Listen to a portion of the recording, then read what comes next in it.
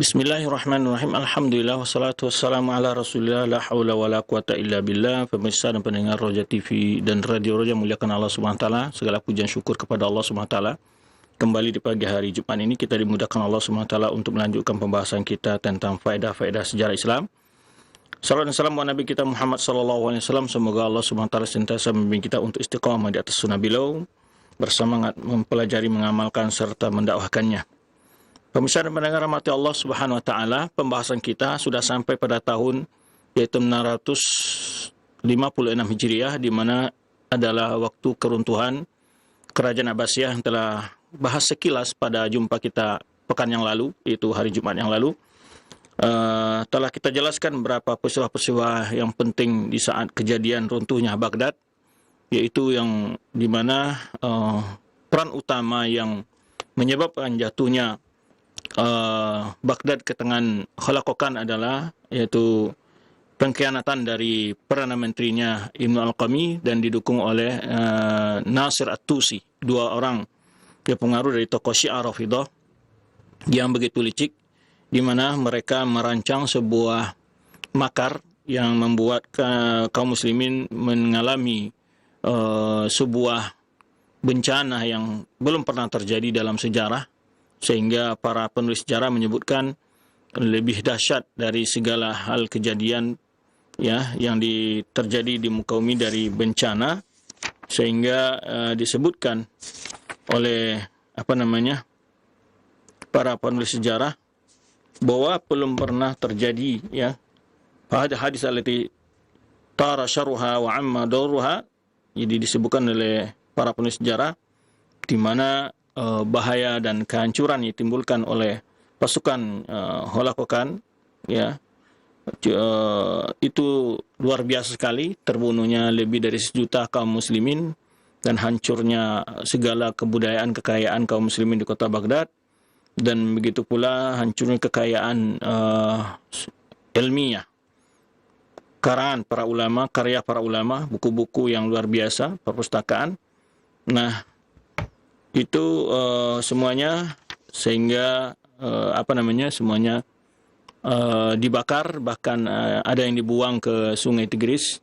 Disebutkan oleh para penulis sejarah ada selama 1 minggu Sungai Tigris mengalirkan warna hitam, mengalir dalam warna hitam karena begitu banyaknya buku-buku kitab-kitab para ulama yang dibuang ke Sungai Tigris tersebut. Baik, kita akan melihat beberapa penjelasan Ibnu Katsir, beberapa peristiwa penting juga setelah tahun 656 Hijriah tersebut, itu tahun 657 Hijriah, dan selanjutnya kita akan mencoba melihat beberapa peristiwa penting yang terjadi setelah itu dan bagaimana kembalinya kaum muslimin dapat mempertahankan kehormatan mereka, yaitu di perang Ainu Jalut dengan raja, yaitu karena kekuasaan kaum muslimin saat itu yang tertinggal hanyalah yaitu Damaskus dan atau Aleppo Halep, Aleppo bahasa kitanya, dan Mesir. Nah, ini kita sebutkan berkata Imam Ibnu Katsir di sini, masuklah tahun 657 Hijriah, walaysa lil muslimin khalifatan, dan saat itu kaum muslimin tidak punya lagi khalifah, pemimpin tertinggi dari kaum muslimin. Wa sultan di Damashq, yang berkuasa sultan Sultan itu macam seperti kita adalah seperti setiap wilayah di bawah khalifah itu ada namanya malik atau sultan Jadi di bawah raja itu yang menguasai wilayah-wilayah, di bawah khalifah ada berapa raja atau sultan yang menguasai wilayah-wilayah. Yang mereka secara politis dan kebijakan umum dari perjalanan tata negara adalah mengikut kepada khalifah. Nah, Sultan Damaskus dan Halab atau Aleppo, itu Damaskus dan Aleppo, yaitu Al-Malik Nasir Salahuddin, yaitu Al-Malik Nasir Salahuddin Yusuf ibnu Al-Aziz Muhammad ibn Zahir Al-Ghazi bin Nasir Fatih Al-Maqdis. Jadi ini anak dari Salahuddin Al-Ayubi Nah, wa huwa waqi'un bainahu wa baina Misriyaini. Nah, kemudian waqad dan dia bertempat di antara dua kota tersebut, Damaskus dan Aleppo. Ya, waqad malaku Nuruddin Ali bin Mu'izzi Aba Turkmani, dan kemudian mereka mengangkat Nuruddin ini sebagai raja di atas mereka dan digelari dengan Al-Mansur. Nah, kemudian Hulagu Khan mengirim surat kepadanya, ya, ke Damaskus untuk mengajaknya bergabung, ya, fa arsala waladahu Al-Aziz, yaitu anaknya yang kecil, bersama hadiah dan beberapa tuhuf, ya, hadiah dan yang banyak, ya. Kemudian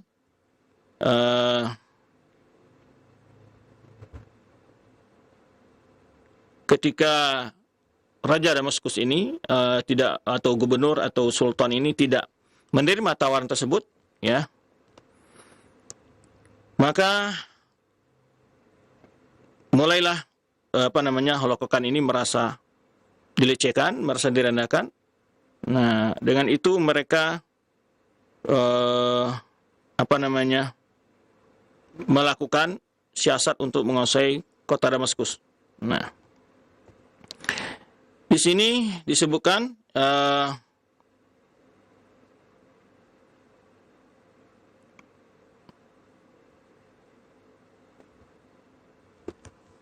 dijelaskan oleh Ibnu Katsir, wa khafa al-Damashq khaufan syadidan hina balagha anna Tatar qad qata'u Furat, di mana orang-orang Damaskus, kaum muslimin Damaskus merasa sangat takut ketika mereka mendapat informasi bahwa kaum Tatar telah menyeberangi sungai Tigris, Efrat, sungai Efrat, ya.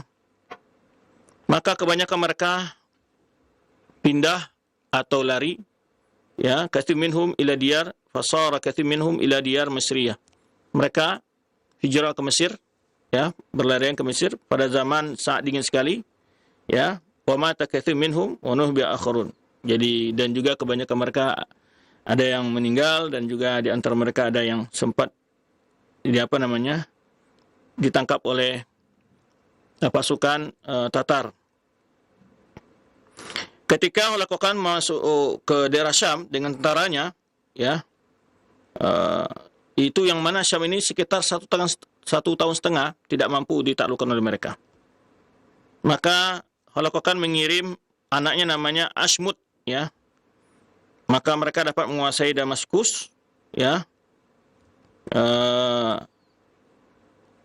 Ketika itu, ya, penguasa Damaskus mengirim surat kepada orang tuanya yang terkepung di daerah Halab, Aleppo. Maka faqatalahu baina yadayhi wastanaba anhu ba'dul mamalik asyraf, dan ketika itu orang-orang Hulagu Khan membunuh, ya, anaknya di hadapan orang tuanya. Kemudian dibawa kepalanya keliling oleh orang-orang Tatar ini, ya. Dibawa kepalanya masuk Damaskus, kemudian dipancang, ya, atau dipamerkan, ya. Kemudian mereka memasuki berbagai lorong-lorong, membunuh masyarakat di sana, ya. Kemudian setelah itu, tahun itu, nah, di sini dikisahkan oleh Ibnu Katsir,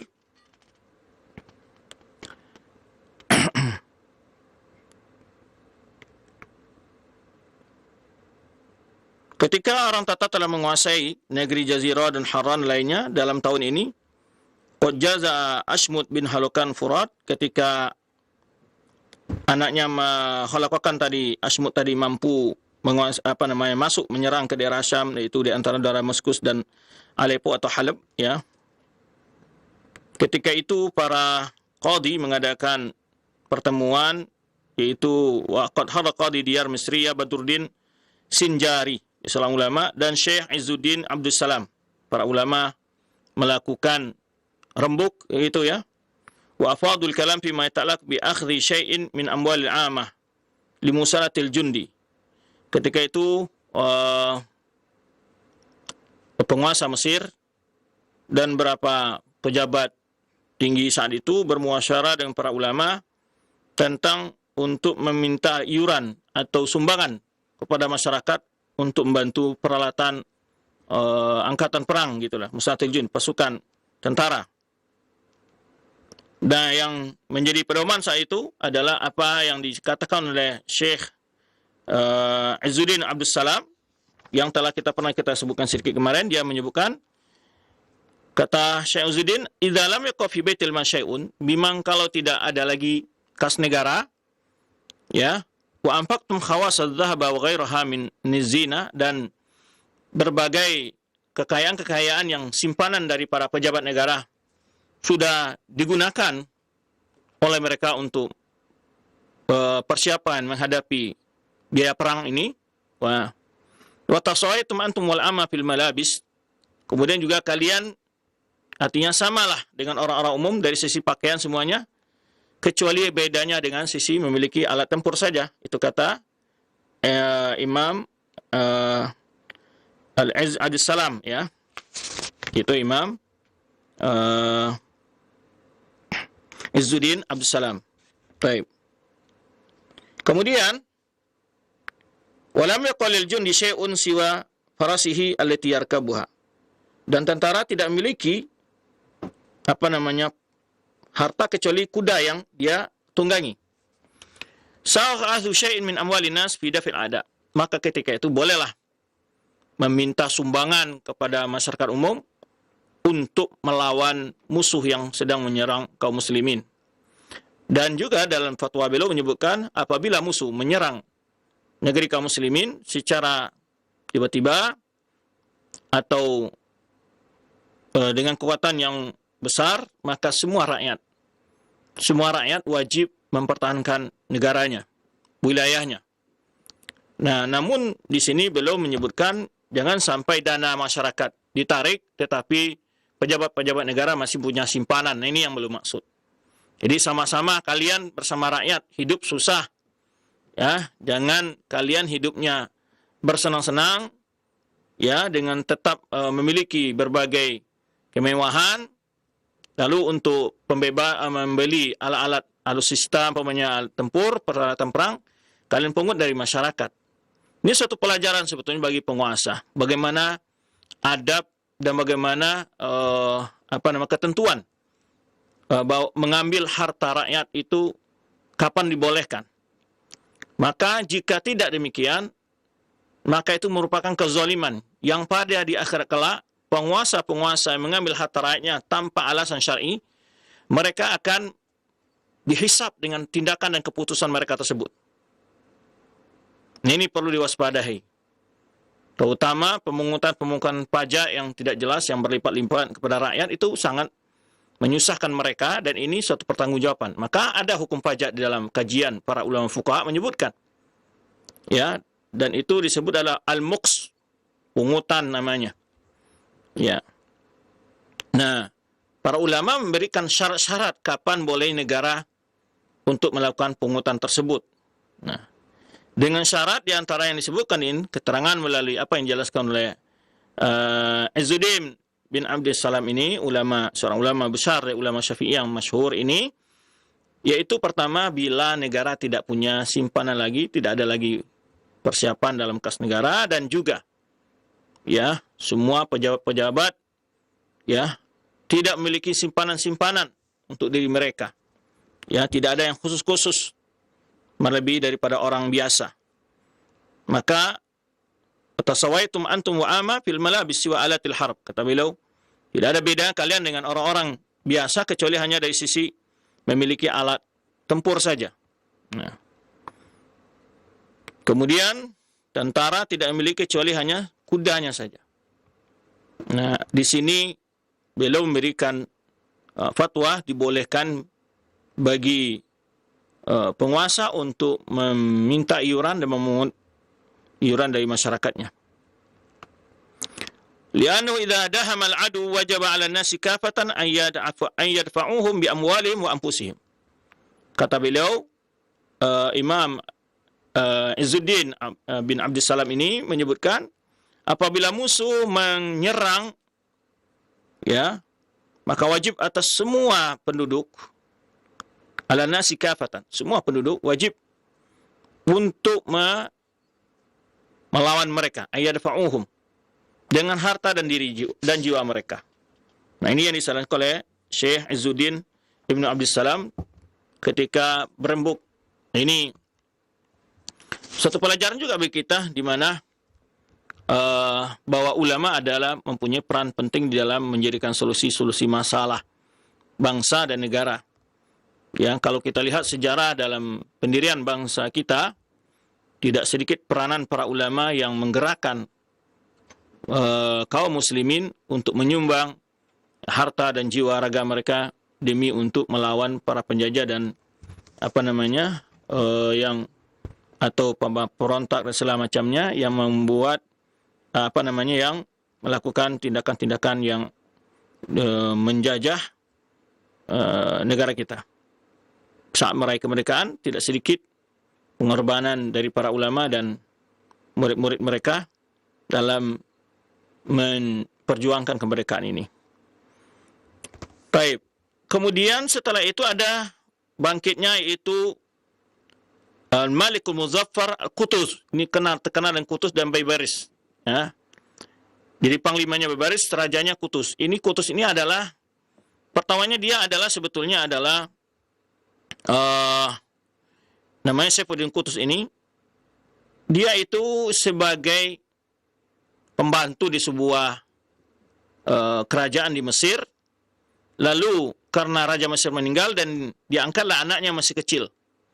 Namun ketika kondisi dalam keadaan genting, di mana bangsa Tatar menyerang, menguasai berbagai wilayah kaum muslimin, saat itu diambillah sikap untuk mengalihkan kekuasaan kepada Saifuddin Qutuz ini. Dialah yang diangkat menjadi raja. Nah, ini pada tahun saat itu, ya. Kemudian melalui kebijakan dialah Allah Subhanahu wa taala membantu kaum muslimin untuk mengalahkan kaum Tatar di perang Ain Jalut ini, nanti yang kita akan kisahkan. Baik. Kemudian di Malikun Nasir Saibu Damaskus juga telah mengumpulkan banyak pasukan, namun ketika saat Tatar mulai merengsek ke wilayah Damaskus, disebutkan oleh Ibnu Katsir tidak kompaknya terjadi saat itu keputusan yang diambil, sehingga banyak kembali terpencar-pencar pasukan tersebut, dan akhirnya Raja Damaskus menyelamatkan diri ke daerah lain, ya. Nah, ini yang disebutkan oleh Ibnu Katsir, ya. Kemudian ada satu peristiwa pada tahun 657 Hijriah ini, setelah Ibnu Katsir menceritakan sekilas kisah naiknya Saifuddin Qutuz ini sebagai Raja Mesir. Setelah itu menyebutkan beliau orang-orang yang wafat pada tahun ini. Nah, ini satu pelajaran juga. Di antara yang wafat pada tahun ini, beliau mengisahkan itu namanya Syekh Yusuf Al-Qamini. Ya, Syekh Yusuf Al-Qamini. Kata Ibnu Katsir, kana yurafu bil Aqmini. Ya, dia dikenal dengan nama Al-Qamini karena dia tinggal di Kamina Hamam Nuruddin Syahid. Dia tinggal di di pojok, ya, hammam, kamar mandi, ya, Nuruddin Zinki. Tinggal di situ dia, tempat yang pojok kamar mandi tersebut. Wa kana yalbasu siyaban tiwalan tahuffu 'alal ardi. Dia memakai baju yang panjang sekali, yang istilah itu? Nyosor di tanah. Ya, menyosor di tanah pakaiannya panjang. Ya, pokoknya bentuknya aneh lah. Wa yabulu fi thiyabihi. Dia kencing di bajunya itu, di pakaiannya itu. Wa ra'suhu maksyufun. Palanya terbuka, artinya tidak ditutup, ya. Walau ahwalu kusyufun katsira. Dia banyak punya perkara-perkara yang aneh. Nah, ini maksudnya kita apa nih? Dengarkan cerita ini. Karena akhir-akhir ini ada pembela-pembela orang-orang gila sebagai wali. Ya, ada pula yang mencoba mempelintir kisah tentang terbunuhnya Hallaj dan juga tentang tanggapan ulama tentang Ibnu Arabi. Mengatakan bahwa itu adalah kesalahan di dalam sisi tadsis fil kutub, katanya. Dia mencoba membela yang menjelaskan tentang fikrah Ibnu Arabi, bukan Ibnul Arabi ya, beda antara Ibnu Arabi. Ibnul Arabi adalah ulama Malikiyah yang masyhur. Ya, beliau punya kitab tafsir dan juga punya kitab Al-Qawasim, Minal Awasim. Ya. Kemudian yang dimaksud di sini Ibnu Arabi, zindik, yang dizindikkan oleh para ulama, dan ada kitab namanya Tanbihul Ghabi ala Takfir Ibnu Arabi, itu ditulis oleh seseorang dan mengumpulkan berbagai pandangan para ulama tentang Ibnu Arabi. Kemudian termasuk Hallaj. Nah, ada seorang dai yang baru-baru muncul mencoba mempelintir kisah ini, dikatakan bahwa terjadinya semacam tadsis. Dia membuat sebuah kedustaan di dalam kisah itu untuk membela, karena dia menisbahkan dirinya sebagai orang bermadzhab sufi, tariqat. Dia mencoba membela tentang Ibnu Arabi dan juga siapa namanya? Hallaj, ya, Hallaj. Nah, jadi dia buat sebuah kisah-kisah yang menyebutkan bahwa terbunuhnya Hallaj itu karena adanya tasis fi kutubihi. Nah, padahal ulama-ulama memiliki bukti-bukti melalui karangan dan tulis-tulisannya, syair-syairnya, ya, dan yang melakukan eksekusinya bukan artinya dengan urusan politik dan urusan kecemburuan atau sedekatnya kepada ulama. Justru tokoh-tokoh al-bidah banyak sekali dekat dengan para ulama yang mereka ya menghasut para penguasa untuk berbuat zalim kepada orang-orang yang berbeda paham dengan mereka. Baik. Nah, ini kita ingin dengarkan kisah ini bahwa untuk salah satu bentuk paham yang menyimpang tentang pengertian wilayah wali. Menurut mereka wali itu adalah orang yang aneh. Ya, bersemedi di gua, bersemedi di gunung, bersemedi di batu, di mana gitu ya. Kemudian datang wangsit, bisikan-bisikan, mereka anggap itulah wali, mendapat ajaran-ajaran yang berbeda dengan ajar Rasulullah SAW. Nah, ini wali menurut mereka. Ada pula yang mengatakan ya, orang yang tidak berpakaian, yang telanjang, terbuka dadanya, ya, yang kemana-mana, dianggap itu wali. Lagi viral banyak sekali itu orang-orang yang stres, orang yang gila dianggap wali, ya. Nah, ini suatu keanehan pemahaman dari orang ini. Entah dari mana dia dapat pengertian wali adalah seperti itu. Orang gila dianggap wali. Orang yang sudah sadar. Dikatakan di wali itu majzub, akalnya diangkat. Sedangkan agama mengatakan orang yang tidak berakal itu tidak dianggap lagi sebagai orang yang dibebani dengan hukum agama. Ya.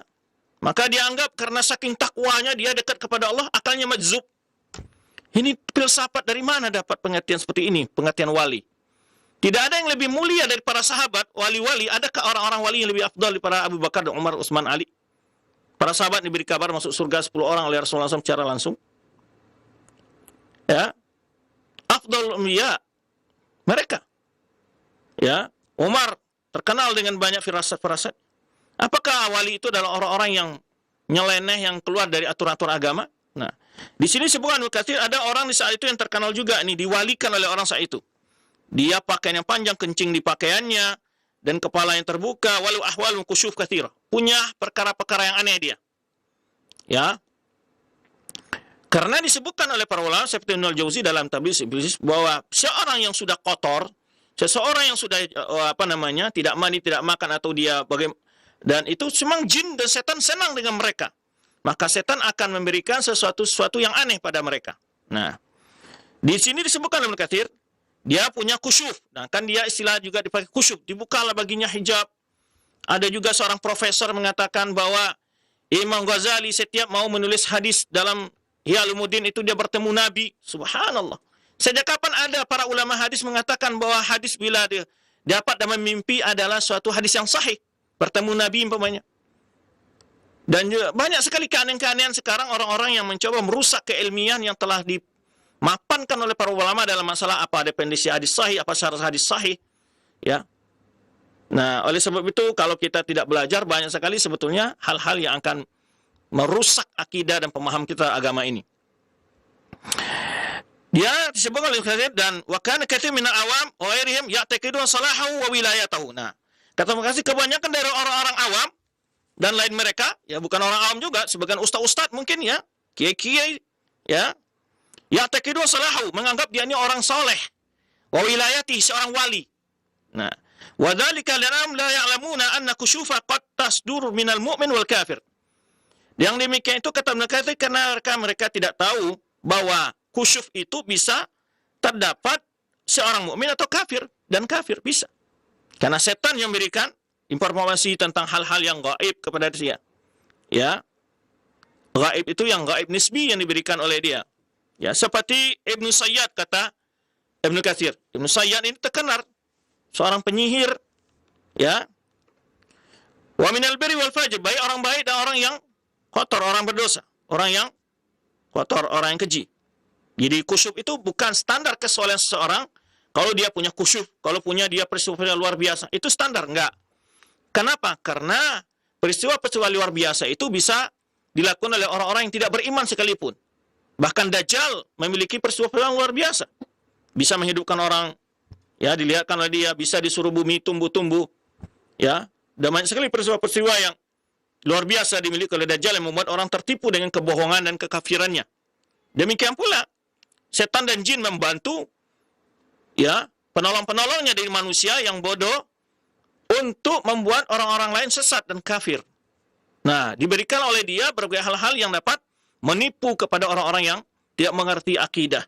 Nah, seperti Ibnu Sayyad ini terkenal seorang penyihir di masa Rasulullah, bahkan dia anggap Dajjal sebagai salah satu Dajjal, ya, tapi bukan Dajjal yang keluar di akhir zaman.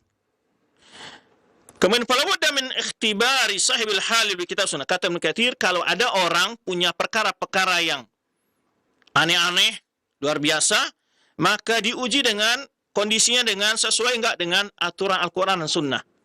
Bagaimana seorang wali yang tidak mandi, yang tidak menutup aurat, kemudian dia kemana-mana melakukan perbuatan-perbuatan yang tidak sholat dan tidak melakukan amal soleh, dianggap sebagai wali. Ya, nah ini suatu pemahaman yang sangat-sangat aneh di sebagian orang, ya. Sedangkan yang wali Allah itu alladzina amanu kanu yattaqun, kata Allah. Ala inna awliya Allah la khaufun alaihim wa la hum yahzanun alladzina amanu wa kanu yattaqun. Itu yang wali Allah itu orang yang beriman, yang beramal saleh, bertakwa. Demikian pula dalam hadis qudsi, man ada li waliyan, siapa yang memusuhi para wali kata Allah, disebutkan ciri-cirinya. Wa ma taqarraba ilayya 'abdi bi syai'in ahabbu ilayya mimma aftaratu alaihi. Tidaklah hambaku mendekatkan diri padaku yang lebih aku cintai dari hal yang aku wajibkan atas mereka. Wa la yazal 'abdi taqarrabu ilayya bin nafil hatta uhibba. Senantiasa seorang hambaku mendekatkan diriku setelah melakukan yang wajib tadi dengan hal yang sunnah, maka sehingga aku mencintainya. Jadi orang yang benar-benar tingkat kewaliannya tinggi itu adalah orang yang menjalankan hal yang wajib dan mengikuti dengan perbuatan-perbuatan sunnah. Itu wali. Tidak ada ketentuan wali dia harus punya karomah. Kalau tidak punya karomah tidak wali. Sehingga banyak cerita-cerita aneh yang luar biasa dianggap itu sebagai wali, tidak. Intinya kalau orang tidak sholat, melakukan perbuatan-perbuatan menyisih sunnah Rasulullah SAW, bagaimanapun kehebatan yang terdapat pada dirinya bisa merubah batu menjadi emas, ya, jangan percaya. Nah, ini dilihat kata Ibnu Katsir sampai ditimbang amalnya dengan Al-Quran dan Sunnah. Paman apakah haluhu kitab wa sunnah? Orang yang memang amal perbuatannya kondisinya sesuai dengan Al-Quran dan Sunnah, bahwa rajulun saleh, itulah orang saleh. Saun kasyafa au la. Baik dia punya hal-hal yang khusyuk itu dalam istilah sufi adalah terbukanya hijab, dia dapat mengetahui hal-hal yang tidak ketahui oleh orang lain. Nah, baik dia punya itu atau tidak, kata mereka tidak syarat itu. Wa man yuwaffiq falaysa birajulin salih, orang yang tidak sesuai amalannya, keyakinan keluaran sunnah, maka itu bukan orang saleh. Baik dia punya khusyuk atau tidak. Lalu Ibnu Katsir menukilkan perkataan Imam Syafi'i, qala Syafi'i rahimahullah, ya. Ini juga disebutkan oleh Imam Baihaqi dalam Manaqib Imam Syafi'i, ya, dengan sanadnya dari ini. Dan ini juga disebutkan Ibnu Katsir di sini, idza ra'aitumur rajula yamshi 'alal ma' wa yatiru fil hawa fala taqtaru bihi hatta ta'rifu amrahu 'alal kitab was sunnah. Jika kalian melihat seseorang berjalan di atas air, jalan enggak terbenam kakinya gitu, ya. Enggak tenggelam dia, jalan di atas air. Wa yatiru fil hawa, sampai bisa terbang di udara, bisa terbang dia. Nah, gimana? Jangan tertipu dengannya, kata Imam Syafi'i, sampai kalian timbang ta'ridu amrahu, kalian lihat urusannya, kalian timbang urusannya alal kitab was sunnah, sesuai dengan Al-Quran dan Sunnah. Nah, itu jangan mudah terpengaruh dengan syubhat-syubhat, argumentasi kontrapsi yang tidak merupakan standar ilmiah menurut para ulama dijadikan sebagai standar untuk mengukur kewalian seseorang, tidak benar. Standar kewalian seorang itu adalah sesuai dengan Al-Quran Sunnah, apakah dia punya karamah atau tidak. Tidak ada syarat untuk menjadi seorang wali kalau harus teriak karamahnya. Dan sebesar-besar karamah seorang wali itu adalah istiqamah. Dia tetap berjalan di atas Al-Quran Sunnah sampai akhir hayatnya. Tapi itu sedikit memang perlu kita singgung ini karena ada faedah di sini. Ya, yang baru karena akhir-akhir ini banyak pula viral pandangan-pandangan orang tentang wali ya, yang menyebarkan pemahaman-pemahaman yang tidak berdasarkan kepada dalil syar'i. Baik. Itu peristiwa pada tahun 657 Hijriah ya. Kisah faedah dari seseorang yang wafat diceritakan oleh Ibnu Katsir. Kemudian pada tahun 658 Hijriah di sini Ibnu Katsir menyebutkan ya. Kemudian masuk lagi tahun 658 Hijriah kata Ibnu Katsir, orang-orang kaum muslimin juga tidak punya khalifah saat itu ya, wal Iraqan Khurasan wa zalika. Jadi Iraqan itu maksudnya Basra dan Kufah, Khurasan dan lainnya, Bilad Masyrik itu di bawah kekuasaan Holakokan ya, Raja Tatar wa Ibnu ya, anak dari Genghis Khan. Adapun Sultan Diyar Mesir, adapun penguasa di Mesir yaitu Muzaffar Saifuddin Qutuz yang tadi kita sebutkan, Mamluk Muizzi Abyak, itu adalah dia sebetulnya adalah pembantu atau budak dari seorang penguasa di Mesir. Kemudian Sultan Damaskus dan Halab atau Aleppo itu adalah Malikun Nasir. Ya, Malikun Nasir tadi, nah anak daripada Salahuddin Al-Ayyubi. Nah, wabiladul Karaki wa Syaubak Limalakil Mughith. Ini ada beberapa daerah yang masih belum dikuasai oleh Tatar. Nah, kemudian ya,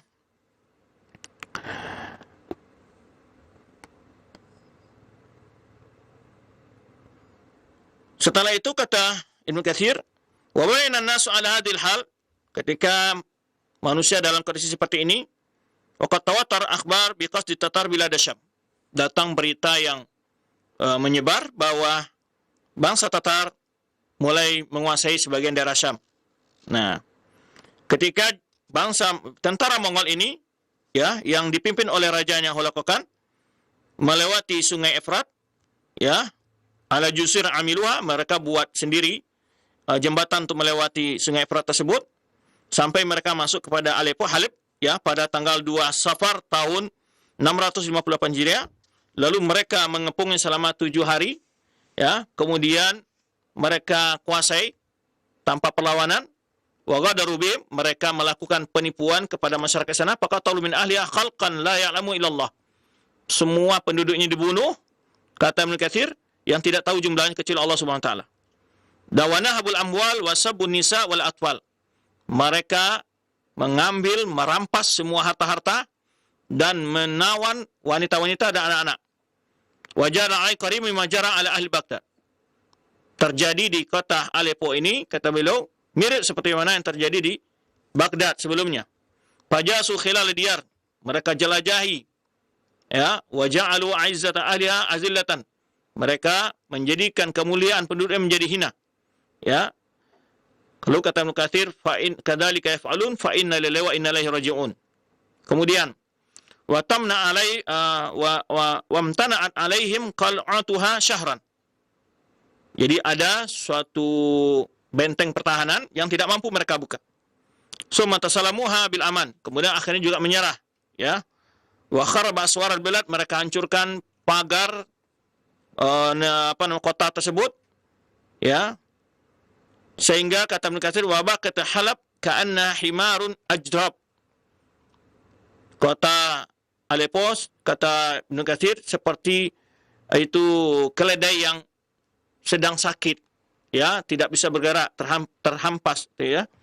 Wa kana Ibnu Malik Mu'azzam Nur Tashab bin Salahuddin wa kana aqilan haziman lakinnahu lam yuwafiqhu jaysh ala maslahati walakin sari'u wa kana wallahi qad maqdura. Pimpinan mereka yaitu Malikul Mu'azzam Turansyah Ibnu Salahuddin, seorang pemimpin yang cerdas dan punya keinginan yang kuat, tetapi dia tidak mendapat dukungan daripada pasukannya. Kemudian, wa kana sultan lakukan arsala ila ahli balad yaqul lahum hina qadima bijahafilihi, di mana penguasa lakukan mengirim utusan kepada penduduk tersebut, nahnu idza ji'na inna maji'na liqital malik nasir bidamasyq. Jadi dia katakan tujuan kami masuk adalah untuk memerangi raja saja, tidak untuk masyarakat. Wa nahnu nuri minkum an taj'alu bil qal'ati syihnatan. Jadi kata mereka, kami datang hanya untuk merebut kekuasaan, tidak untuk membunuh rakyatnya gitu. Tetapi setelah itu mereka melakukan penipuan. Kemudian kemudian masyarakat yang dikirim surat tersebut menjawab, malaka indana illa sayf. Kami tidak punya apa-apa bagi kamu kecuali pedang. Maka dia kagum dengan kelemahan mereka dan jawaban mereka seperti ini. Maka dia berangkat membawa pasukannya dan mengepung, ya, dan akhirnya menguasai kota Hama, ya, dan daerah-daerah lainnya. Nah, setelah itu nanti terjadi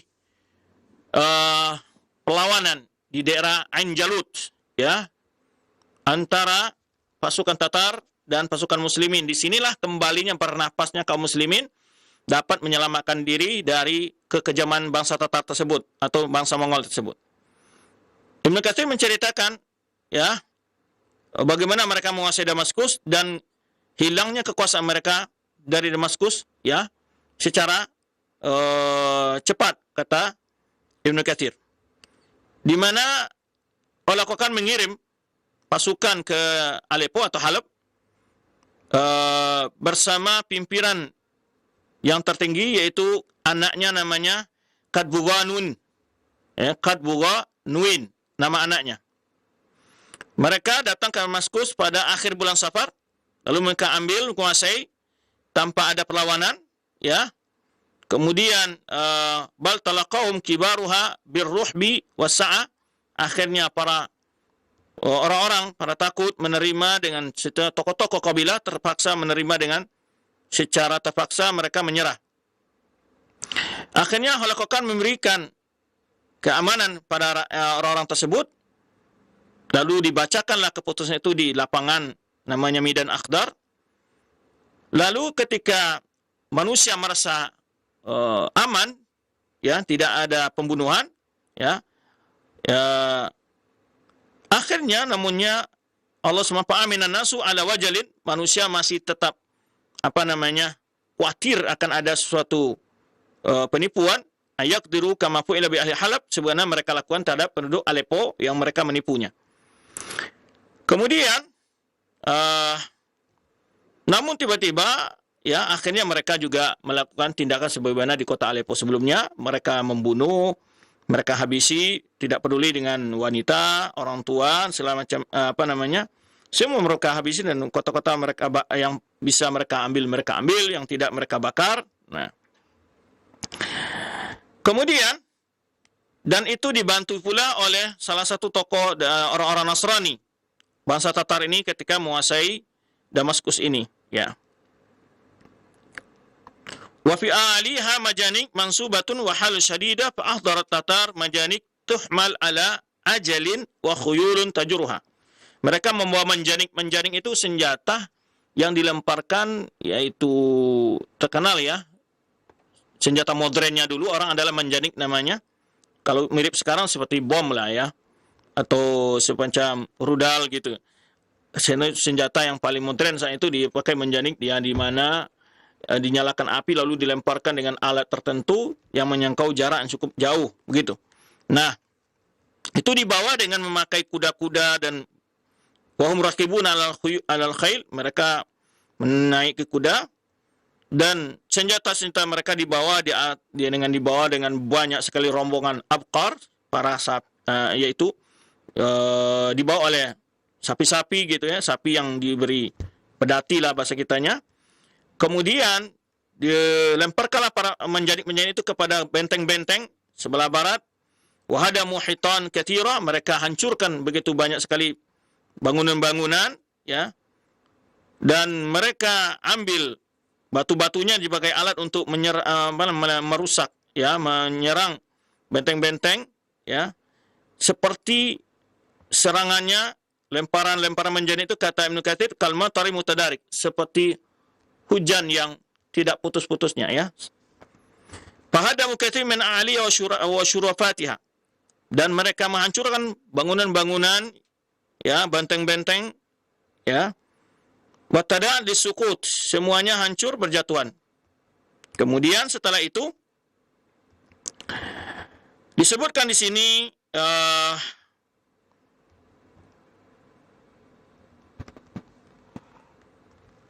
oleh Ibnu Katsir, di mana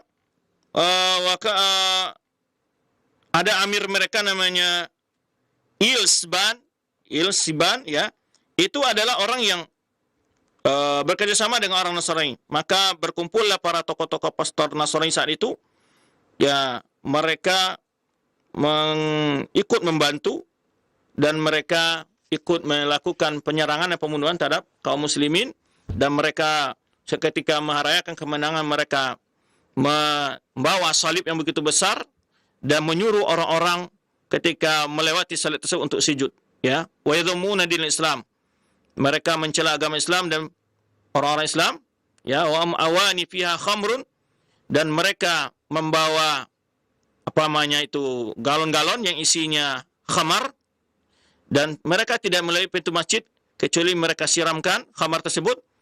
Wa kamaqimu mal'ana khamran yarussuna minha ala wujuhin nas, siramkan ke muka-muka orang, ya, khamar tersebut. Wa ya'muruna kullaman yatajawazuna bihi fil aswaq wa turuqat, jadi mereka lewat ke tempat-tempat ramaian, pasar, jalan-jalan, untuk berdiri menyembah salib mereka, ya. Nah, ini cerita bagaimana saat dikuasainya kota Damaskus dan Halab atau Aleppo ini oleh bangsa Tatar. Mereka melakukan berbagai macam bentuk kehinaan kepada Islam. Dan diceritakan, kata Ibnu Katsir, oleh Syekh Qutbuddin dalam kitabnya Zail al-Mar'ati, ya, annam darabu bin naqus bi kanisa Maryam, bahwa mereka juga menang mereka dengan memukul lonceng di kanisa Maryam itu. Wa zakara annahum dakhalu ila jami' bil khamar, dan mereka menyebutkan juga mereka membawa khamar masuk ke rumah masjid, ke masjid-masjid. Kemudian wa kana min niyatihim in talat muddatu tatar an yukharribu katsir min al masjid wa ghairiha, dan mereka merencanakan untuk merusak, menghancurkan masjid-masjid jika masa Tatar itu berlanjut lama. Tetapi, ya, kata Ibnu Katsir, Allah Subhanahu wa taala melindungi kaum muslimin. Falamma waqa hadza fil balad, tak kala kejadian ini terjadi, istama qudatul muslim wal syuhud wal fuqaha, berkumpullah para tokoh-tokoh Islam, para qadhi, ya, fadakhalul qal'a yashkuna hadzal hal ila mutasallimiha Ilsiban. Ya, dilaporkanlah kepada pimpinan pasukan Holocaust perbuatan yang hina ini. Akhirnya mereka menghinakan para ulama-ulama tersebut. Fa'uhin wa turidu wa qudima kalamu ru'us an-nasara alaihim wa qudima kalamu ru'asa an-nasara alaihim, dan mereka lebih menerima informasi dari tokoh-tokoh orang umat Nasrani daripada ulama-ulama Islam. Wa kana fi awal hadhihi sana Sultan Syam Nasiruddin Abdul Aziz qad aqama wat'atal barzata wa ma khalqun katsir min juyush. Di awal tahun ini, kata Ibnu Katsir, mulailah, yaitu Sultan Syam Nasiruddin Abdul Aziz mengumpulkan pasukan-pasukan, ya, untuk menghadapi Tatar ini jika terjadi penyerangan. Wa kana mimman ma'ahu Amir Baybars, ya, Baybaris yang terkenal, beliau pijawatin bahriyah. Kemudian masih ada pendapat-pendapat yang berbeda ketika itu, namun dapat disatukan, dan akhirnya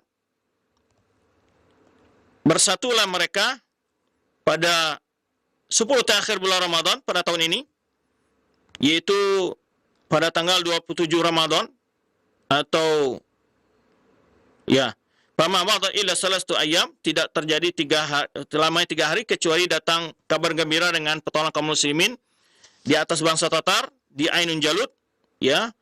Yang demikian itu kata mereka itu menceritakan di mana Raja Muzaffar Saifuddin Qutus, yaitu yang Raja Mesir, tatkala sampai kepadanya Tatar tentang apa yang mereka perbuat di negeri Syam, ya, sebagaimana telah digambarkan tadi, mereka merusak negeri tersebut, menghancurkannya, wasalu ila Gaza, bahkan sampai daerah Gaza juga, waqad azamu ala dukhul ila diyar Mesiriyah, dan mereka juga berencana akan menyerang negeri Mesir. Waqad azamu Malikun Nasir Sa'ib bin Damashq ala rahil min al-Misr, di mana juga raja yang Damaskus ingin juga untuk lari ke Mesir, ya. Wa kana fi subati Malikul Mansur Saibu Hama, dan juga termasuk juga Raja Hama, ya. Dan berapa penguasa-penguasa lainnya. Nah, ketika itu watahaya Malikul Muzaffar liqa'i wa arsa ilaihi ila Mansur mutahassina. Jadi ingin sebenarnya Malikul Qutus untuk berjumpa dengan mereka. Namun hal itu tidak tercapai karena kondisi politik dan keadaan keamanan.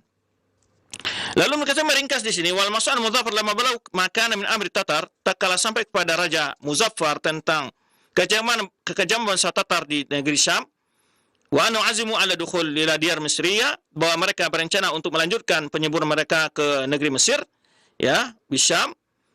Maka Malikul Qutus ini maju keluar dari negeri Mesir mengarah menyerang ke negeri menantang pasukan Tatar, ya. Jadi mereka tidak menunggu di Mesir tapi membawa pasukan keluar dari Mesir ke arah Damaskus dan Aleppo atau Halab, ya. Wa aqdama alaihim qabla yaqdimu alaihi. Jadi mereka lebih duluan menyerang, menantang, keluar, ya. Maka dia keluar dengan pasukan yang besar, ya, hatta intabi man ma'u min asakir Mansur ila Syam. Yaitu dia bawalah pasukan-pasukan bersama itu masuk ke negeri Syam. Ketika itu barulah pasukan Mongol menyadari tentang datangnya pasukan dari Mesir ini, dan pimpinan Mongol itu adalah anak dari Kholakokan namanya Katbugan, Katbugan Nuwin. Nah.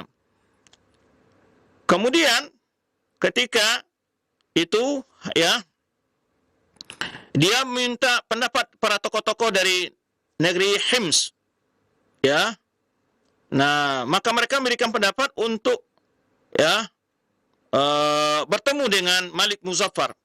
Mereka pandangan bahwa dia tidak akan mampu untuk menghadapi Muzaffar, ya, sampai dia juga mendapat bantuan dari orang tuanya Holokokan. Ya, maka dia tidak menerima masukan tersebut, lalu dia menghadapi pasukan Malik Muzaffar. Bahkan istima'um ala Ainin Jalut. Nah, itu pertemuan itu di Ain Jalut pada hari Jumat tanggal 25 Ramadan. Faqtatalu qitalan 'aziman syadidan. Terjadi pertempuran yang sengit saat itu.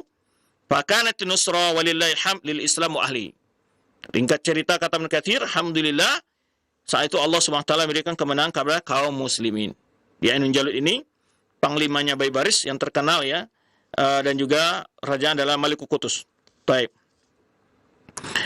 Maka kaum muslimin, ya, menghancurkan pasukan bangsa Mongol saat itu dan terbunuh sekaligus pimpinan mereka yaitu anak Holokokan namanya Katbugan Nuwin ini. Kemudian waqila innal lati qatala Nuwin adalah Amir Jamaluddin, disebutkan nama yang membunuh dari pimpinan Holokokan adalah namanya Jamaluddin Akush Syamsi. Kemudian tentara Islam mengejar mereka ke berbagai tempat persembunyian mereka, ya. Waqad qatala Malikul Mansur Saibu Hama ma'a Malikul Muzaffar, dan ketika itu juga bergabung membantu pasukan Malik Muzaffar, itu Malik dari Hama, yaitu Malik Muzaffar, Malikul Mansur, ya, Raja Mansur ini.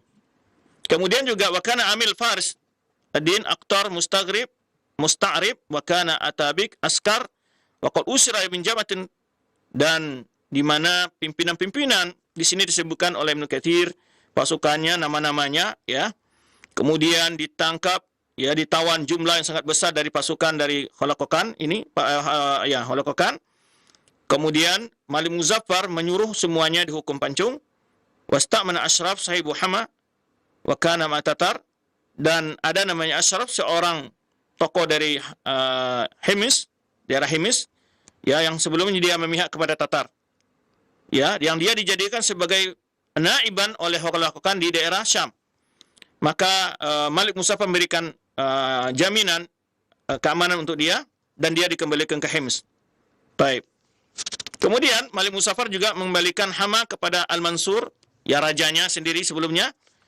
Kemudian juga dilebaskannya Salimati Amir Syarfuddin Isa bin Muhanna bin Mani Amil Arab. Jadi sini dikembalikanlah wilayah-wilayah itu kepada penguasa-penguasa sebelumnya oleh Raja Muzaffar Al-Qutus, Raja Muzaffar Al-Qutus, ya. Wattaba Amir Ruknuddin Baybaris, ya, wa jama'atun min syuja'an at-Tatar yuqatilunahum fi kulli makan. Kemudian Panglima Baybaris melanjutkan penyerangan bersama pasukannya untuk menghabisi habis-habisnya pasukan Tatar dengan menyerang ke berbagai arah tempat-tempat persembunyian mereka. Ya, sampai ila wasalu khalfahum ila Halab, sampai ke daerah Aleppo juga, Halab, ya. Dan bahkan mereka keluar dari kota Damaskus, pasukan mereka yang sebelum ada di sana. Wa kana harbuhum minha yaumal ahad 27 min Ramadan. Semua mereka keluar dari kota Damaskus pada tanggal 27 Ramadan, yaitu pagi hari kemenangan, ketika sampainya berita kemenangan kepada kaum muslimin dan di saat perang Ainul Jalut. Ya. Dan kaum muslimun pun di Damaskus, ya, melakukan penyerangan ke sisa-sisa dari pasukan Tatar dan menangkap yang tersisa antara mereka, ya, dan mengambil kembali harta-harta mereka yang dirampas. Ya. Wa yastafiquna al-usara min aidihim qahran walillahil hamd, dan semua tawan-tawanan yang direbut oleh bangsa Tatar, yang diambil oleh bangsa Tatar, itu diselamatkan dari bangsa Tatar tersebut. Ya. Kata Ibnu Katsir, walillahil hamd wa minna ala jabrihi al-Islam. Segala puji bagi Allah yang kembali menguatkan umat Islam, ya, wa mu'alatihi iyahum bilutfihi al-hasan, di mana Allah memudahkan kembali kaum muslimin untuk bangkit melawan bangsa yang sangat bengis tersebut dalam menghabisi kaum muslimin. Taib.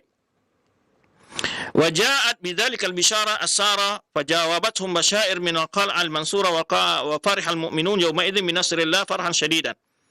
Datanglah kabar gembira, ya, ke berbagai penjuru, ya, kemudian juga sampai kepada beberapa tempat-tempat benteng-benteng kaum muslimin di Mansurah. Di Mansurah ini daerah Mesir, dan sehingga kaum muslimin pada itu bergembira dengan pertolongan Allah Subhanahu wa taala dengan gembira yang luar biasa.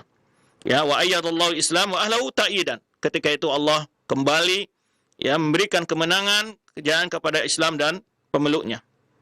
Wa qubita a'da'ullah an-nasara wal yahud wa munafiqun. Menjadi terhinalah musuh-musuh Allah, baik orang Nasrani, Yahudi, dan orang munafikun. Wa zahara dinullah wa hum karihun. Agama Allah kembali jaya dan mereka penuh kebencian menghadap tersebut. Wa nasarallahu dinahu wa nabiyahu walau karihal kafirun. Dan Allah membela agamanya dan nabinya sekalipun orang kafir tidak menyukainya. Nah, ini cerita sedikit tentang perang Ainul Jalut tersebut, dikisahkan oleh Ibnu Katsir dalam Bidayah wa Nihayah.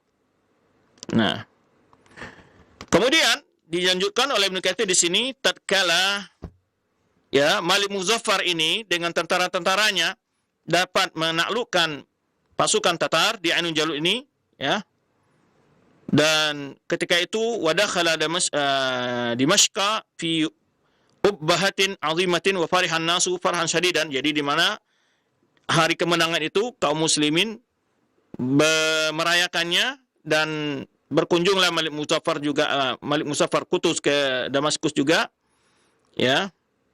Dan wada'u lahu du'aan katsiran, ya, orang kaum muslimin lah, ya, masyarakat mendoakannya dengan doa yang begitu banyak. Wa aqara sahibu Hims, dan dia tetap tidak menetapkan kembali, mengukuhkan kembali raja yang atau pejabat sultan yang di Hims sebelumnya, ya. Kemudian juga Al-Mansur yang menjadi penguasa di Hama, ya, dan beliau kembali mengembalikan Aleppo dari tangan Tatar. Wa adal haqqu ila nisabihi wa mahadal kawaida. Kembalilah kebenaran itu kepada tempatnya yang asli, ya, dan kembali kokohnya pondasi-pondasi kekuatan kaum muslimin, ya. Wa kana qad arsala baina yadayhi Amir Ruknuddin Baibars, ya. Di sana dia telah mengangkat seorang panglima yang namanya Baibars ini, liyatrudat Tatar wa yastalim Madinatul Halab, untuk mengusir bangsa Tatar di kota Halab atau Aleppo bahasa kitanya, dan menerima dan menyerahkan kembali kepada kaum muslimin, ya. Dia dan menjanjikan kepada Baibars untuk sebagai wakilnya di sana. Ini kisah tentang peristiwa Ainun Jalut. Ya, ini sebetulnya ceritanya cukup menggemparkan, ya, di mana pasukan muslimin mampu mengalahkan bangsa Tatar yang pasukan mereka jumlahnya besar dan juga keberanian yang luar biasa. Di samping itu mereka juga memiliki peralatan perang yang cukup lengkap, ya. Tapi Allah Subhanahu wa taala kembali menolong agamanya melalui Raja Malik Muzaffar dan panglimanya Baibars ini. Disebutkan oleh Ibnu Katsir di sini tentang zikru Sultan Malik Zahir.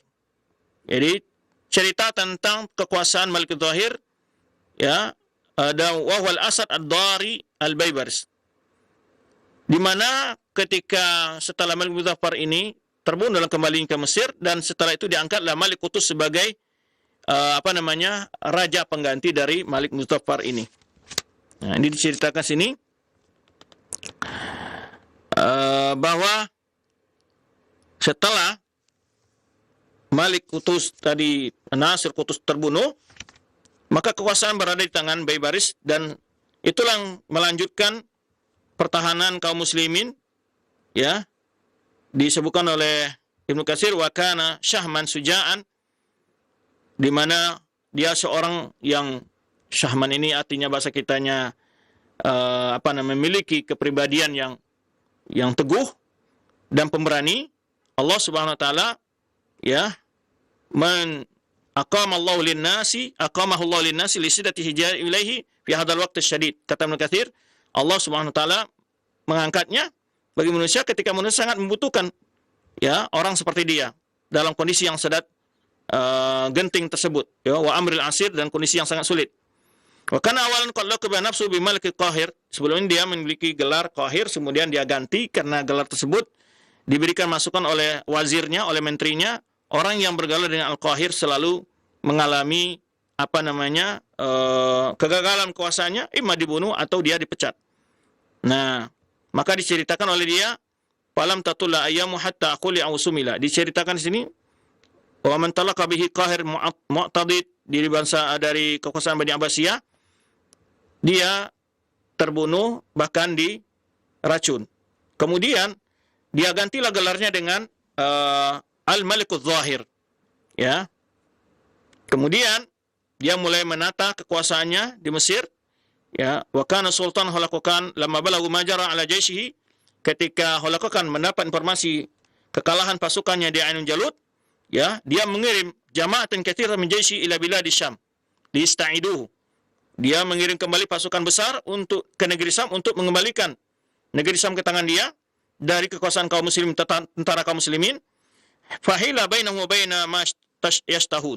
Tapi mereka tidak dapat menguasai kembali daerah Syam tersebut. Wa raja'u wa hum khaibuna khasirun. Pasukan itu kembali dalam keadaan, ya, kecewa, merugi, ya. Wa dzalika anna nahada ilaihim al-Hizzabaru al-Kasir Saiful Batir Sultan Malik Muayyid al-Zahir. Itu karena pasukan kaum muslimin di bawah pimpinan Al-Malikul Zahir, itu Baibars yang sebelum panglima, faqadima ila Damashq, dia tantang masuk membawa pasukan ke Damaskus, wa arsala jaisha min kulli janibin, di mana dia kirim pasukan ke setiap penjuru, li hifdzi thugur wal ma'aqil bil aslihati tamah. Di setiap perbatasan, pintu-pintu kota perbatasan, dia buat di sana markas-markas pasukan untuk mempertahankan wilayah kaum muslimin dari serang Tatar. Falam yakdu Tatar ala dunui ilaihi. Tidak ada bangsa Tatar yang mampu mendekati, ya, wala qudum alaihi, ataupun maju menghadang. Wajadu daula qad taghayyarat. Mereka dapati kondisi daerah Syam sudah berubah. Ya. Di sini banyak sekali kata-kata yang menunjukkan tentang kekuatan pasukan Baybaris ini, di mana di setiap penjuru perbatasan-perbatasan dia buat di sana. Kalau kita mungkin di semacam peleton-peleton pasukan penyerang musuh yang datang menghadang. Maka kata Ibnu Katsir, wasyuyuf wal bawatir qad sullat, senjata-senjata sedang diangkat, warimahu khattiyya qad u'tuqilat, ya panah-panah sedang disiapkan, ya kuda-kuda yang siap ditunggang, ya wa inayatullah bi alisam qad tanazzalat, di mana pertolongan Allah kepada alisam telah turun, wa rahmatahu bihim qad tadarakat, rahmatnya Allah telah telah turun kepada mereka. Fa inda dzalika naqasat syayatinuhum ala aqabiha. Ketika itulah setan-setan mereka, maksudnya di sini adalah pasukan Holakokan tadi, wa qarra raji'atan, ya kembali, ya waqartu kembali, qahqara surut ke belakang, ala adnabiha, di atas punggung mereka. Walhamdulillahilladzi bi ni'mati tatimmus shalihat wa takmulul masarrat fi hadhil hayatid dunya wa ba'dal mamat. Inilah kata-kata Ibnu Katsir menyebutkan tentang bagaimana kondisi kaum muslimin kembali dapat bernapas dari ancaman kekuatan bangsa Tatar dan Mongol saat itu. Di mana Malik Muzaffar Qutus sebelumnya telah mengangkat di Damaskus Amir Alamuddin, ya Sanjar Halabi, salah seorang suku dari bangsa Turki. Ketika ya dia mendapatkan meninggalnya Malik Muzaffar, dia mengaku sebagai raja. Kemudian setelah falamma ja'at bai'atul Malik Zahir khataba lahu yaumal jum'ah as-sadis min Dzulhijjah. Kemudian ketika dia tahu bahwa ya menggantikan Malik Muzaffar adalah Malik Al-Zahir, yaitu Baybaris, maka pada hari Jumat di negeri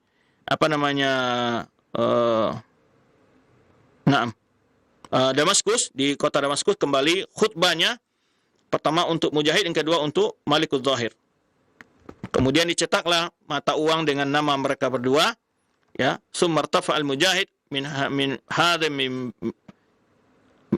mujahid hada kama sayati. Kemudian akan dikisahkan nanti bagaimana penguasa Damaskus ini ya berhenti dari jabatannya pada masa berikutnya. Di sini sebuah kata pakar hartaham umur ajibah. Kata beliau, Ibnu Katsir menunjukkan suatu peristiwa yang sangat ajib, yaitu pada awal tahun ini Syam adalah dikuasai oleh Malikun Nasir bin Abdul Aziz. Kemudian di tengah-tengahnya dikuasai oleh Holakokan, ya. Kemudian di akhir Ramadan kembali dikuasai oleh Malik Muzaffar Qutus. Kemudian di akhir Zulqa'dah intaqalat ila makam Sultan Zahir Baybaris. Waqad syarakahu fi Damaskus Malikul Mujahid Alamuddin Sanjar, ya. Kama dzakarna. Kadzalika qudat fi awaliha bisyam li Sadruddin Ibnu Sinni. Beliau ingin menceritakan di sini singkat-singkatnya kekuasaan yang terjadi dalam berapa bulan saja langsung berganti, itu maksudnya. Yaitu dalam beberapa bulan saja langsung berganti. Pertamanya, kalau beliau awal sanahnya adalah di awal tahunnya itu Nasir bin Abdul Aziz, di tengah-tengah dikuasai ya oleh Holakokan. Kemudian di akhir Ramadan sudah kembali dikuasai oleh Muzaffar, Malik Muzaffar Qutus. Kemudian di akhir Zulqa'dah, di akhir Ramadan Zulqa'dah sudah kembali ke tangan Al-Zahir Baybaris. Dimantikan Malik Muzaffar.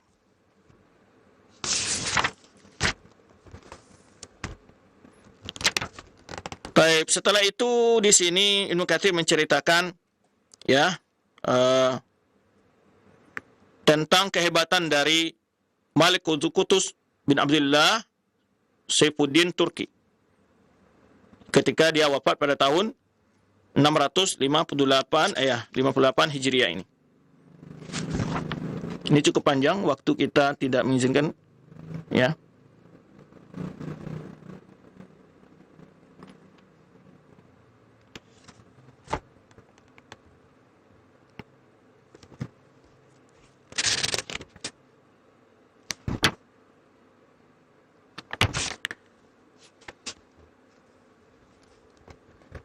Di sini Mukassim menukilkan satu perkataan dari para ulama, Syekh Qutbuddin Al-Yunini dalam Zail ala Mir'ah, Ini satu kitab ini, Zail Mir'az Zaman, Mi'atuz Zaman, dari Syekh Alauddin bin Ghanim, dari Maula Tajuddin Ahmad bin Athir, Katibus Sirri fi Ayamin Nasir, Sahib Damashq.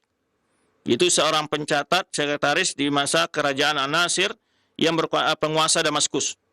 Ya, ketika kami bersama Sultan Nasir, ya, ada datang surat, ya, barida tukhbir bi anna Muzaffar Qutus qad tawalla Sultan bi diyar Misriya. Ketika kami bersama Sultan Nasir, ya, tiba-tiba ada surat memberitahu bahwa yang berkuasa di Mesir adalah Muzaffar Qutus. Lalu aku bacakan surat tersebut kepada Sultan, yaitu Sultan penguasa Damaskus, ya. Faqala idhhab ila fulan wa fulan fa akhbirhum bihadza. Kata Sultan, beritahulah si fulan, beritahu kamu tentang berita ini. Falamma kharajtu min indihi laqiyani ba'dul ajnad faqala li. Lalu ketika aku keluar dari sisi Sultan tersebut, lalu aku berjumpa dengan sebagian pasukan tentara. Lalu dia tanya, apakah sudah sampai kepada kalian tentang, ya, bahwa di Mesir yang menjadi raja adalah Qutus? Ya. Ma indi min hadzal ilm. Lalu aku jawab, aku tidak tahu tentang hal ini. Wa ma yudrika anta bihadza. Bagaimana engkau bisa tahu? Maka orang ini menjelaskan, bala wallahi innahu sayulal mamlaka, sayalil mamlaka. Wallahi innahu sayalil mamlaka wa yaksirut tatar. Orang ini mengatakan, demi Allah, dia akan memiliki kekuasaan dan dia akan menghancurkan bangsa Tatar. Lalu aku tanya, min aina ta'lam hadza? Di mana engkau dapat ilmu ini? Atau di mana engkau tahu hal ini? Faqala kuntu akhdumuhu wa huwa shaghir. Aku dulu pernah menjadi pembantu, ya, waktu dia masih kecil.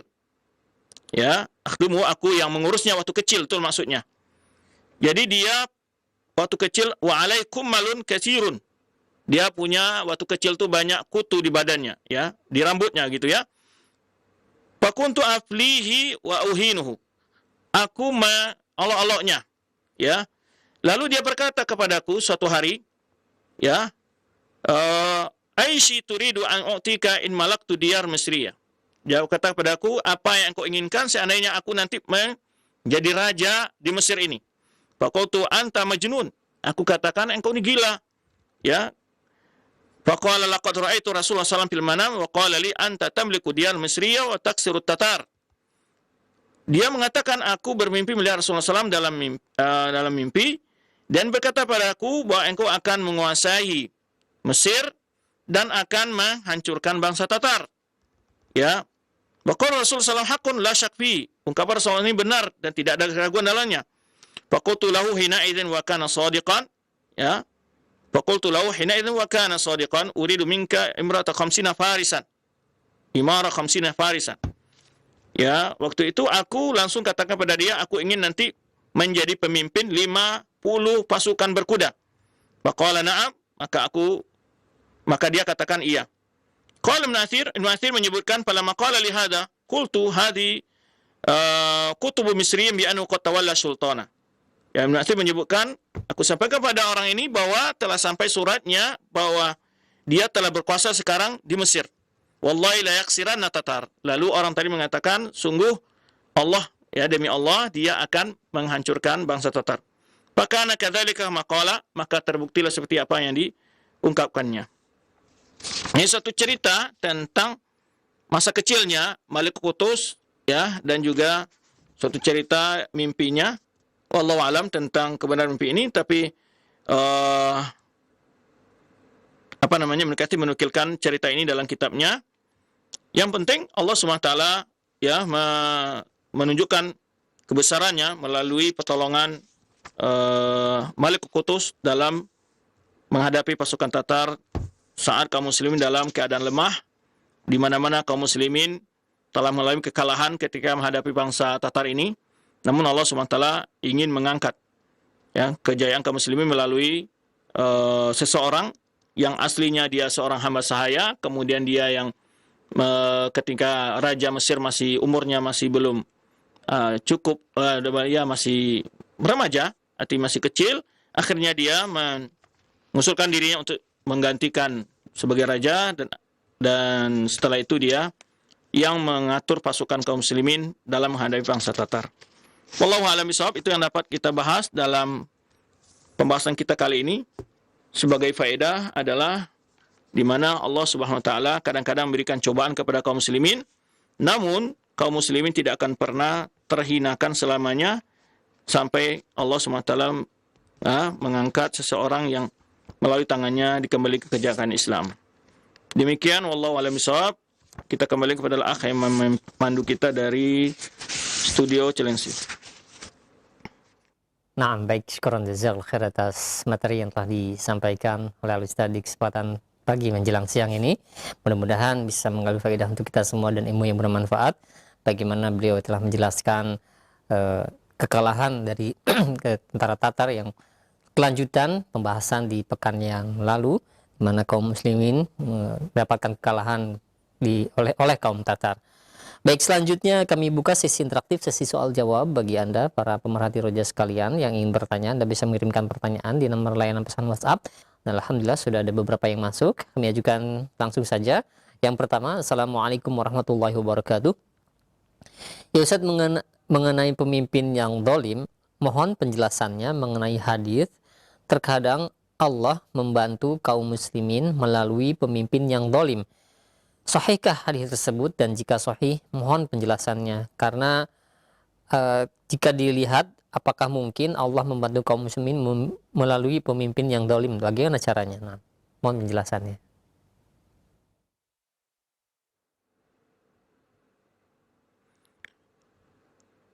Yang terdapat dalam hadis innallaha qad yansur hadzal din bi rajulin fajir. Dia rajul fajir, bukan pemimpin. Tidak kekhususan, tidak ada pemimpin yang zalim di situ. Tidak ada kekhususan istilah pemimpin zalim dalam hadis itu disebut ada bahwa Allah boleh jadi menolong agama ini melalui seseorang yang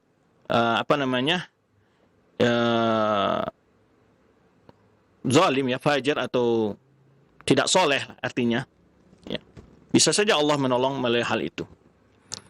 Yang dimaksud di situ adalah para ulama memberikan faedah-faedah dalam hadis ini, bukan berarti di situ motivasi atau bahwa pertolongan Allah diberikan atau penyebab pertolongan adalah berdasar kefajirannya.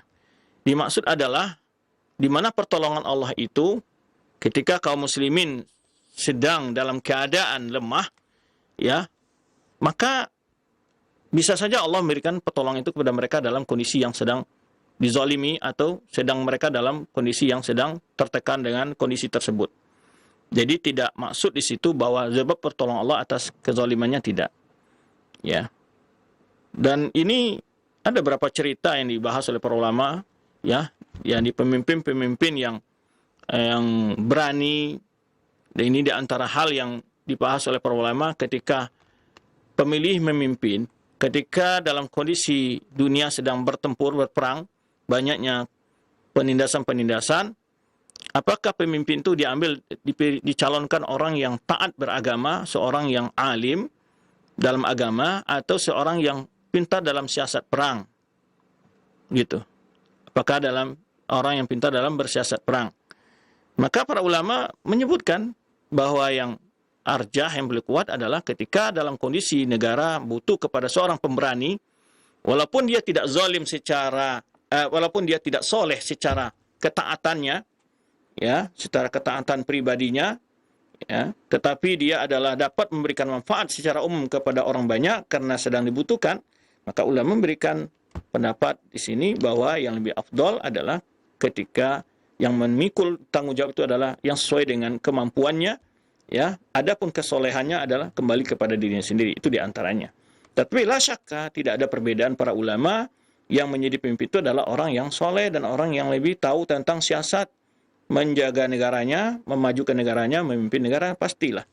Tetapi kalau dibanding, seandainya ada dua orang, ya, yang satu alim, soleh, tapi tidak akan bisa untuk menjadi, tidak mengerti siasat. Sebagaimana kita ketahui Al-Mu'tasim, yang terakhir dari, ya, Raja Abbasiyah, yang di tangannya, ya, yang di bawah kepemimpinan melalui kaum muslimin kekalahan, yang dia dibunuh oleh bangsa Tatar, dia adalah seorang orang yang soleh, ya, tetapi dia tidak mengerti berbagai siasat-siasat di dalam pemerintahan. Nah, akhirnya dia kalah. Nah, ini satu bukti yang disebutkan para ulama bahwa di mana kondisi-kondisi tertentu bisa saja pemimpin yang tidak sesoleh itu, ya, bisa saja Allah melalui tangannya memberikan kemenangan kaum muslimin karena kemampuannya di sisi lain, yaitu dari sisi kecekatannya di dalam siasat perang dan lain sebagainya.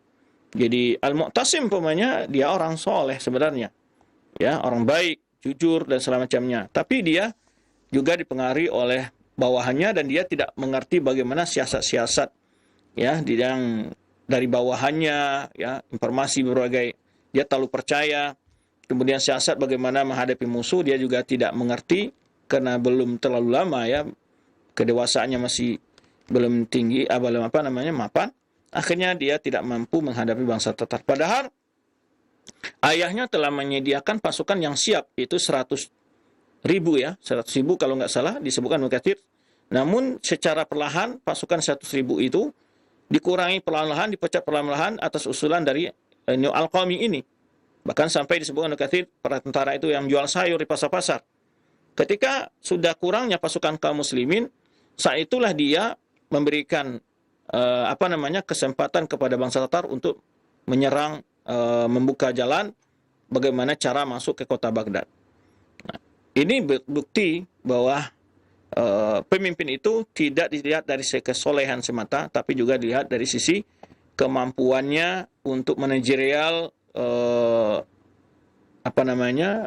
ketatanegaraan, ilmu ketatanegaraannya, ekonominya, politik, ekonominya, kehankamnya, ya, dan juga dia mampu membaca karakter-karakter bawahannya. Ada orang yang penjilat dan yang sukanya menyampaikan hal-hal yang baik-baik saja, ya, supaya dia tetap mendapatkan posisi di dalam kekuasaan. Ada orang yang memang adalah betul-betul ketika menjadi bawahan dia jujur ingin menyelamatkan pimpinan dengan menyampaikan masukan-masukan, kritikan dengan secara baik, ya, tidak hanya disampaikan hal-hal yang baik saja, tapi juga memberikan masukan yang ada berupa kritikan-kritikan, ya.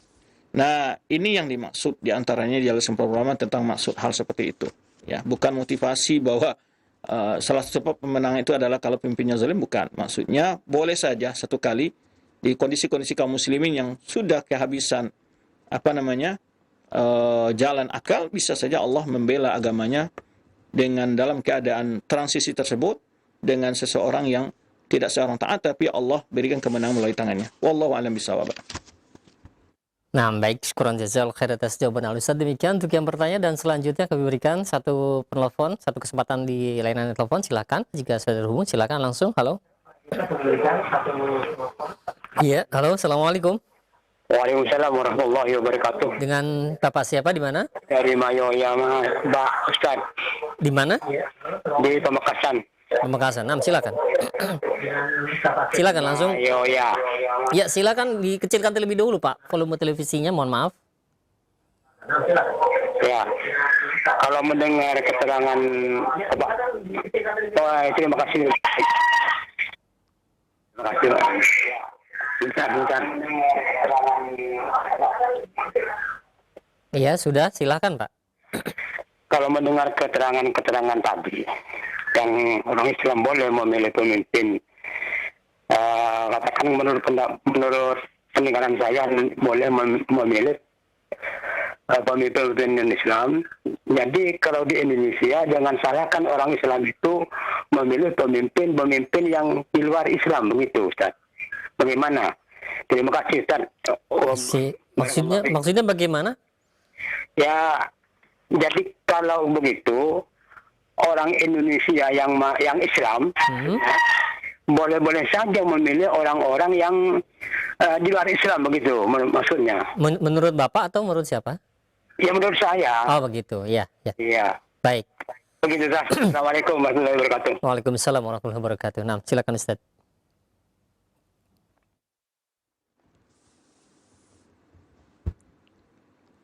Baik, begini, di antara hal yang diberitakan ada bedanya antara kenyataan dengan takdir kauni dengan perintah iradah syar'iyah dari Allah Subhanahu wa taala.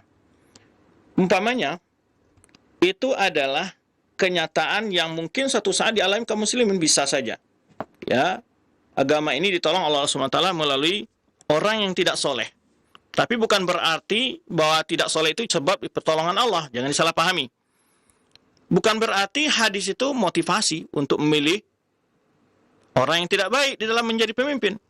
Berbeda antara seseorang yang berproses untuk dipilih, kita milih yang terbaik. Ya. Tetapi bila terjadi pemimpin itu yang sudah terpilih itu ternyata ya tidak seperti yang sesuai dengan aturan agama, maka disitulah tadi pemahamannya dipakai. Artinya boleh saja Allah menghendaki suatu pemimpin yang sekarang tidak soleh, melalui hal itu bisa saja ada hikmah-hikmah kebaikan yang dibukakan oleh Allah Subhanahu wa Ta'ala. Ya, itu yang dimaksud. Bukan berarti kita menjadikan memilih pemimpin ketika berproses memilih itu pasti memilih yang terbaik. Ya, itu tuntunan agama. Karena di dalam aturan agama kita yang dalam memilih kita ikuti aturan agama. Apa dalam kenyataan takdir yang dihadapi, maka itu adalah juga kita ikuti solusi agama juga. Jadi maka kadang-kadang setelah diproses kita lakukan usaha maksimal untuk mendapatkan pemimpin yang baik, selesai. Dalam kenyataannya, bila dia digulingkan atau ada penguasa yang merebut dan dia bukan seorang soleh, bisa saja Allah melalui pemimpin yang tidak soleh itu ada jalan kebaikan bagi kaum muslimin dari sisi lainnya. Ya, mungkin kejayaan Islam, keberaniannya di dalam mengambil keputusan untuk membela Islam. Jadi yang disebut di situ dia membela Islam. Ya, pemimpin yang membela Islam. Jadi tadi Allah boleh saja membantu agama Allah melalui seorang yang tidak soleh. Bisa saja. Itu maksudnya. Bukan sebagai sebab akan mendapat pertolongan Allah itu dengan cara yang tidak soleh. Tidak. Cuman satu saat kadang-kadang Allah dengan hikmahnya bisa saja menjadi penolong agamanya bukan seorang orang yang soleh. Itu maksudnya. Menjadi penolong agamanya. Adapun pemimpin di luar Islam, tidak akan mungkin dia membela agama Islam. Tidak akan mungkin dia memperhatikan umat Islam. Ya, tidak akan mungkin itu.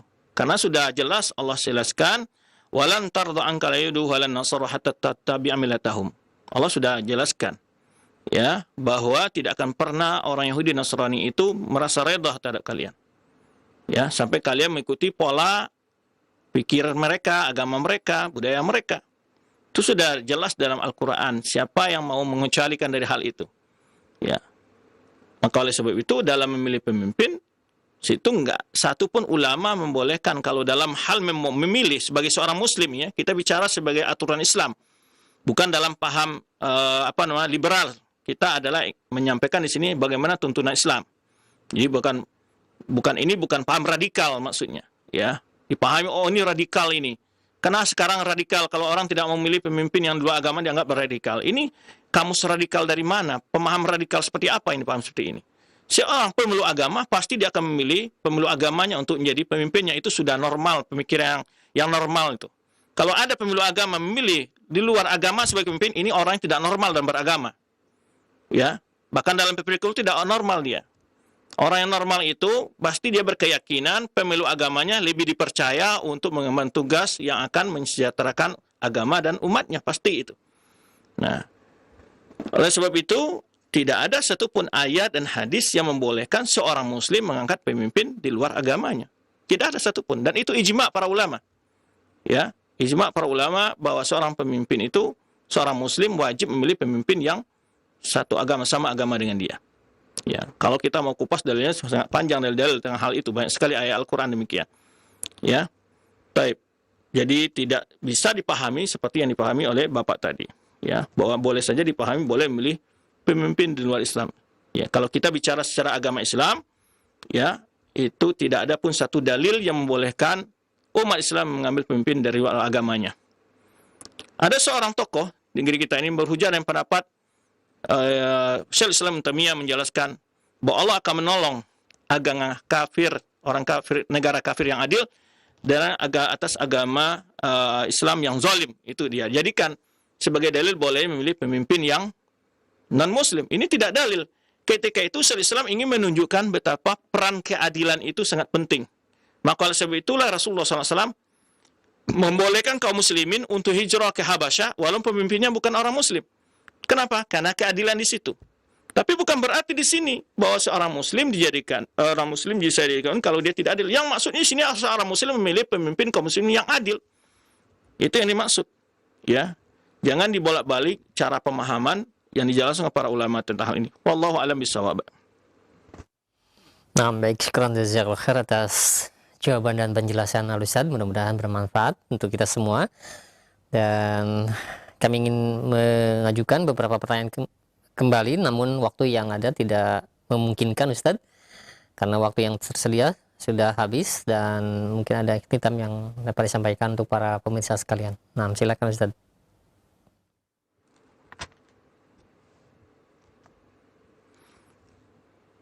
Baik, alhamdulillah untuk kesempatan kali ini kita sudah selesai materinya.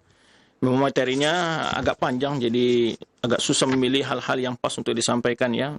InsyaAllah kita akan bahas berikutnya insyaAllah kelanjutan dari sejarah kepemimpinan Islam setelah vakum 2 tahun itu, siapa yang menjadi pemimpin nanti setelah itu. Di mana kekuasaan Islam setelah itu. Sebelum nanti itu Khilafah Utsmaniyah atau dinasti Utsmani. Sebelum sampai katakan dinasti Utsmani, di mana kekuasaan Islam setelah itu, bagaimana naik kembali kaum muslimin setelah masa 2 tahun. Karena masa renggang yang tidak ada khalifah bagi muslimin dalam sejarah Islam itu setelah Bani Abbasiyah ini renggangnya cuma 2 tahun. Ketika itu nanti akan ada khalifah dari keturunan Abbasiyah kembali yang berpusat di Mesir. Ya. Demikian, terima kasih atas perhatiannya. Wallahu a'lam bishawab. Assalamualaikum warahmatullahi wabarakatuh.